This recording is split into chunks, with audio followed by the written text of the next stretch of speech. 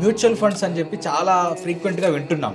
Before corona and after corona తీసుకుంటే stock markets మీద చాలా అవగాహన పెరిగింది. సో ఈ స్టాక్ మార్కెట్స్ లో మ్యూచువల్ ఫండ్స్ మీద ఇలాంటి ఇన్ఫ్లుయెన్సర్స్ ఎవరైతే ఉన్నారో వాళ్ళు ఇంకా అవగాహన క్రియేట్ చేస్తున్నారు. నేను చదువుకున్నాను, పీజీ చేశాను, సివిల్స్ కూడా ప్రిపేర్ అయ్యాను, ఇదంతా ఉంది. కానీ మ్యూచువల్ ఫండ్స్ అనే అంశాన్ని పూర్తి స్థాయిలో నేను అర్థం చేసుకోలేకపోతున్నాను. అసలు మ్యూచువల్ ఫండ్స్ అంటే ఏంటో మా ఆడియన్స్ కి సింప్లర్ వర్షన్ లో, లేమన్ వర్షన్ లో చెప్పండి. సో ఇప్పుడు ఒక వ్యాపారం, ఒక సంతూర్ సోప్ లాంటి ఒక పెద్ద బ్రాండ్ లేకపోతే ఒక ఐటీసీ లాంటి పెద్ద బ్రాండ్ మీరు స్థాపించాలి అని అంటే ప్రాక్టికల్ గా మీకు సాధ్యం కాదు. ఒకవేళ మీరు స్థాపించినా కానీ అది సక్సెస్ అవుతుందో లేదో మీకు తెలియదు. కానీ వ్యాపారంలో పెట్టుబడి పెట్టాలి. వ్యాపారంలో వచ్చేటువంటి లాభాలు కనుక మనం తీసుకోగలిగితే మన ఆర్థిక పరిస్థితులు కూడా మెరుగుపడతాయి. ఇంతవరకు మాత్రం క్లారిటీ ఉంది. సో బేసిక్ అందులో పెట్టుబడులు పెట్టడం కోసం అని చెప్పేసి మనకు ఏర్పడ్డదే ఈ స్టాక్ మార్కెట్. ఇప్పుడు డైరెక్ట్ గా ఒక కంపెనీలోకి వెళ్ళి నాకు నీ షేర్స్ కావాలంటే ఎవరైనా ఇస్తారా? అట్లా ఇవ్వడం కుదరదు. సో కంపెనీలు ఏం చేస్తాయి, మీరు మా దగ్గర పెట్టుబడులు పెట్టండి, మాకు క్యాష్ అవసరము, మేము మీకు షేర్స్ ఇస్తాము, మా కంపెనీ షేర్ వాల్యూ ఎంత పెరిగితే అది మీకు లాభం రూపంలో వస్తుంది, మాకు వచ్చిన లాభంలో మీ షేర్ వాల్యూ ఎంత ఉంటుందో ఆ లాభాన్ని మీకు ఇస్తాము అని చెప్పి వాళ్ళు పబ్లిక్ లిస్ట్ చేసి స్టాక్ మార్కెట్ లో పెడతారు. అక్కడ మ్యూచువల్ ఫండ్ లో పెడితే మనకి డబ్బులు రావు. అక్కడ మనం వ్యాపారాల్లో పెడుతున్నాం కాబట్టి ఆ వ్యాపారాలకి లాభాలు వస్తూ ఉంటాయి కాబట్టి మనకి డబ్బులు వస్తూ ఉంటాయి. ఒక గవర్నమెంట్